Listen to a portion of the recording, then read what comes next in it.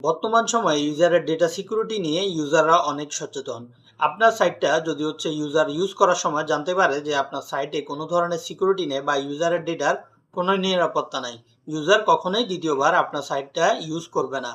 তো এই ধরনের সমস্যা কমনলি হয়ে থাকে যখন আমরা ইউজার লগ ইন করে থাকে, তখন ইউজারের ইউজার নেম এবং পাসওয়ার্ড, এই দুটো আমরা যখন ডাটাবেজে স্টোর করি, তখন দেখা যাচ্ছে যে আমরা নেমের সাথে সাথে পাসওয়ার্ডটাকেও প্লেন টেক্সট হিসাবে ডেটাবেজে স্টোর করে ফেলতেছি।